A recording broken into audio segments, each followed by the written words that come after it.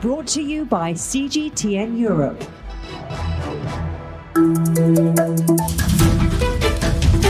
I'm Stephen Cole. Welcome to the Agenda podcast. On this edition of the podcast, we're looking at the future of war and peacekeeping. 75 years after the end of the last major global conflict, the Second World War, how exactly have things changed? And are technological advances making the world a safer or more dangerous place? First, I spoke to Sir Lawrence Freedman, Emeritus Professor of War Studies at King's College London, a man who literally wrote the book on the future of war, and asked him what he thinks future conflicts will look like. Well, if it's only cyber, then it's not war, because unless there's actual violence involved, it's something different. People tend to talk about purely cyber as being sort of grey zone, things short of war. The book I wrote is basically a warning against predictions about the future of war. For the reasons the predictions are often wrong, predictions about the future of war are wrong, but also because you need to recall that most, when people are talking about the future of war, they're normally talking about decisions that have to be taken in the here and now. They're talking about what we think we need so that we can cope with what comes. When people talk about the future of war, it's often about the things we need to deter or avoid. The best predictions are that it'll carry on as we are. So if you look around the world, there's plenty of conflict, violent conflict going on. It's normally a mixture of the regular and irregular. So you have old-fashioned armies fighting in the way that armies always did, but often against militias, guerrilla forces. They're complicated and they're messy and they're very difficult to bring to a conclusion, which is why they keep on popping up again. So that's the best assumption, is that what we've seen really since, certainly since the end of the Cold War, and arguably well before, will carry on, is fractures within states will produce local conflicts, and people will fight them with whatever they can get their hands on. So if we can't talk about the future of war with any confidence, what do you predict would be the nature of conflict or the weapons of future conflict? I mean, the point that we've reached, which we reached in 1945, is that the expectation is that a war between major powers would go nuclear, that it would escalate to weapons of enormous destructive power. And that still remains the case. There are many countries, though, that don't fear nuclear escalation. Those that they might fight wouldn't necessarily go nuclear early on. As I say, you can see how new technologies influence those. Perhaps the other new technology that's made a lot of difference is in the digital realm. So that wars up to 1970 were pretty brutal affairs if air power was involved, because bombs weren't very accurate. After 1971-2, they started to look pretty accurate. So we now have an expectation that if, again, major powers use weaponry, they can use them with great accuracy and precision. So that again, it has changed the way that we assume wars are fought. But then you get the other end of the scale, when militias, guerrillas are involved. Their targets are often deliberately civilian because they're trying to frighten whole populations. And that, as we saw with Rwanda, which was genocide that was conducted with the crudest weapons imaginable, can be pretty gruesome in not too long a time. Sir Lawrence Freedman, thank you very much for joining us here on The Agenda. My pleasure. So let's hear from someone who is on the ground reporting on many of the major conflicts of the past decades. I'm joined by former BBC war correspondent and author of a new book, War and Peacekeeping, Personal Reflections on Conflict and Lasting Peace. And the author is Martin Bell. Martin, you've covered at least 11 conflicts reported from 80 countries. Has war changed in that time? War has been totally transformed. I was a soldier once because you had to be in those days. It was called national service, and the sort of war we were preparing for and being trained for was at the height of the Cold War. Completely different what's going on in the world now. There are very few clashes of industrial armies in the sense that of major battles. Instead, there are wars are fought among the people for the allegiance of the people. And increasingly, they're being fought not by boots on the ground, or not much, but by drones and unmanned aerial vehicles and everything the modern technology can devise. It's been a complete transformation. That's supported entirely by Ben Wallace, the UK Defence Minister, who said this month: the future of defence is about converting a scientific and technological genius into the heart of defence capability. What does that say to you about the future of war? It says to me that the British armed forces are going to be downsized yet again. And they can argue that boots on the ground are not as effective as they used to be. I mean, if you got the whole of the British Army together, it would now fit into Wembley Stadium with space to spare. So they are going to rely increasingly on the wonders of modern technology, on drones and similar vehicles. And anybody who's joining the British Army now will find out if after he's done or she's done their 22 years, it'll be completely transformed again by the time they leave. So you see the future of war as being mainly conducted from the air? Actually, I see the present of war, and they're not necessarily by major powers either. In the present conflict between Armenia and Azerbaijan, drones are being used, I believe, by both sides. Whereas the British had a difficult and challenging experience in Helmand province for something like 10 years, where there were boots on the ground. That place has been taken by US Marines flying drones and all sorts of other pilotless vehicles and so on. But this was already starting as far back as 1973. If you remember the Yom Kippur War, the over-the-horizon technology, laser-guided missiles, that is the present and increasingly the future of warfare. If there have to be wars, and I hope they don't. So in future, it's not going to be so much an arms race as a technological race. Yes, I think whoever has the best scientists wins. But of course, there has to be investment, and you need highly trained military people to make the technology work. You're not dispensing with people altogether, but you are locating them further back where they will suffer fewer casualties. Let's move on, Martin, to peacekeeping, which is a large part of your book. Does peacekeeping start before a conflict or only start after a conflict? Sometimes it starts before. The reason in all of the Balkan wars in Slovenia, in Croatia, and most tragically in Bosnia, peacekeepers were needed after the conflict began. But they were deployed in time in Macedonia, and they prevented a war there. Prevention is always best if it can be done. But the danger is that these things get out of control, and peacekeeping is very complex. It requires highly trained soldiers. It's completely different from war fighting. And one of the lessons I think we learned, certainly in the Bosnian War, which I covered extensively, is that when peacekeepers are deployed, they have to be in sufficient numbers to enforce a mandate which makes sense from the start.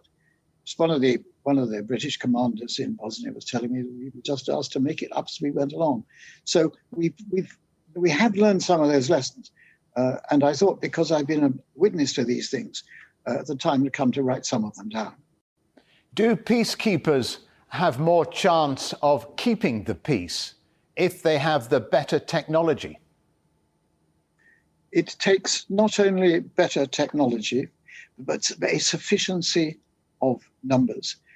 And they have to be, they need what the military call interoperability. That is, they are trained to work with one another. This is why the most effective peacekeepers of ex-Yugoslavia were probably from the NATO countries, because they had a common doctrine and they were used to working with each other. That is absolutely vital, and so is intelligence, in the sense of information gathering. In the Balkan Wars, the UN forces were very short of accurate intelligence. What about China? Does it have a role as a peacekeeper? I would like to think so. I would like to think so. They have a high number of boots on the ground, don't they? Certainly in Sudan, as UN peacekeepers. I would like to think, yes, that they do, in the same way as I would like to see the Americans involved in peacekeeping. So I think in the, the world is a mess at the moment. Just look around, various conflicts and collisions. I would like to think a role could be found, a substantive one, both for American and Chinese forces under a blue helmet. So artificial intelligence technology may be changing the face of war, but how is it, if it is, changing the face of peacekeeping?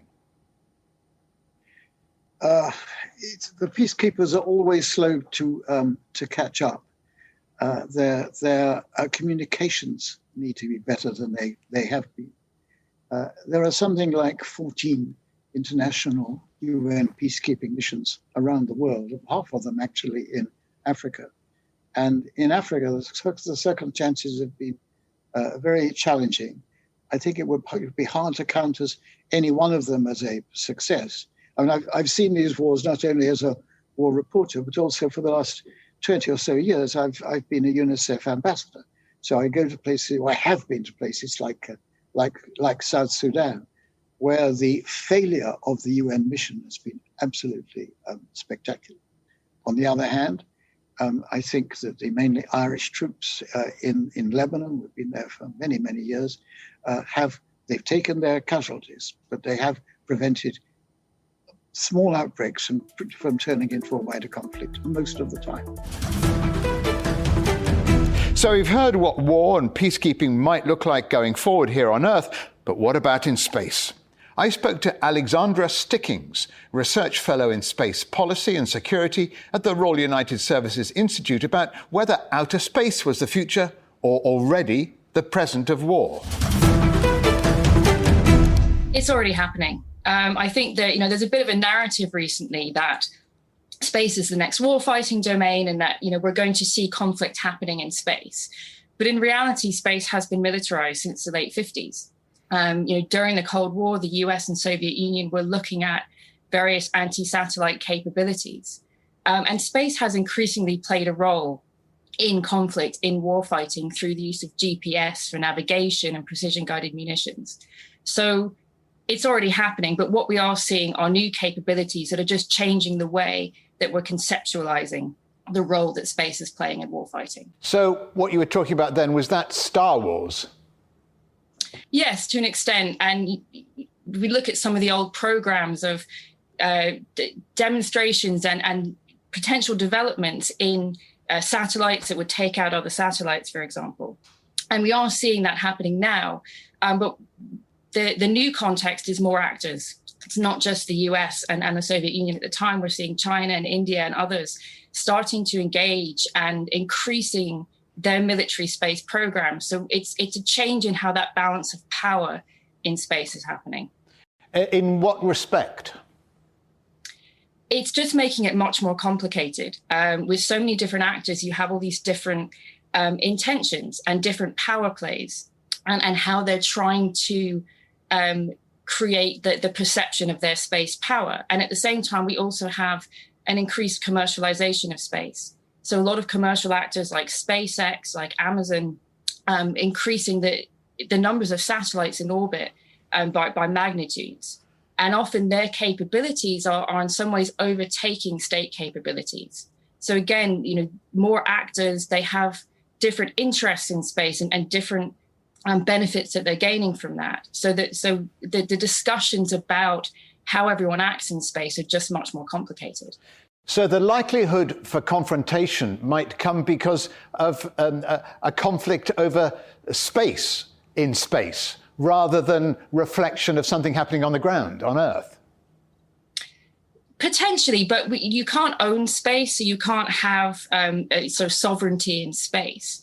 But there are issues, there are areas where we could see some more competition rather than confrontation, particularly around spectrum allocation and frequencies, the ability to be able to talk to your satellites and to get information from your satellites.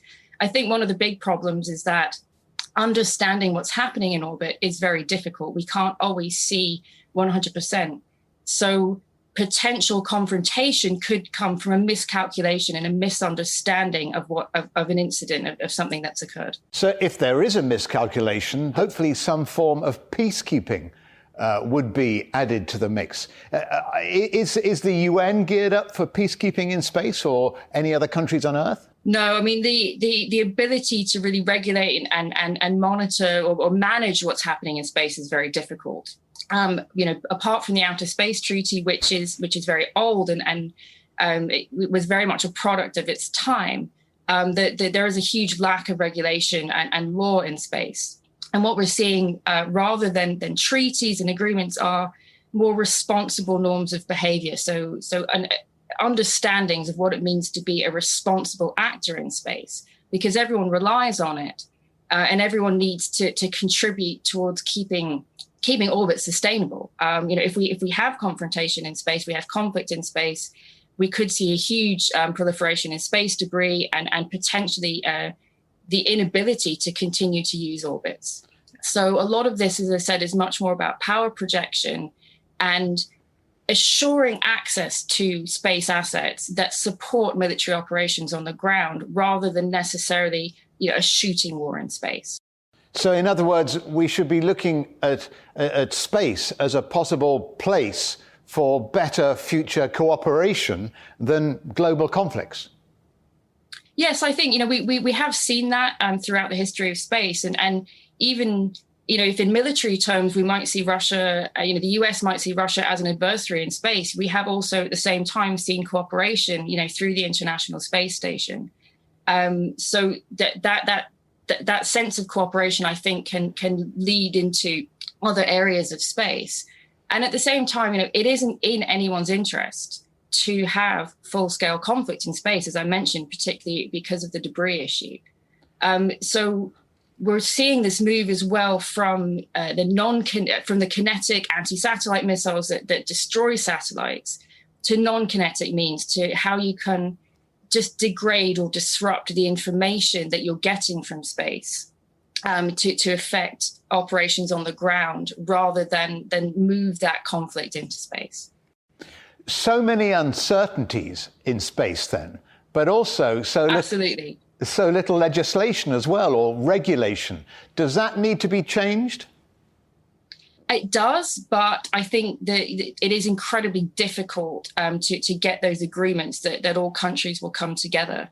I mentioned the Outer Space Treaty, and we have seen moves now within the United Nations, particularly from Russia and China, to create a new treaty, Prevention for the Placement of Weapons in Orbit Treaty, prevention of an arms race in outer space. But the difficulty, of course, is that it only takes one actor to behave irresponsibly, and all the good work, could mean nothing. That brings us to the end of another edition of The Agenda. And next week, we'll be looking at what the US presidential election result might mean for transatlantic relations with Europe. Remember, you can subscribe to this podcast on iTunes, Stitcher, and Spotify. You can also find us on CGTN Europe Facebook, Twitter, Instagram, and YouTube.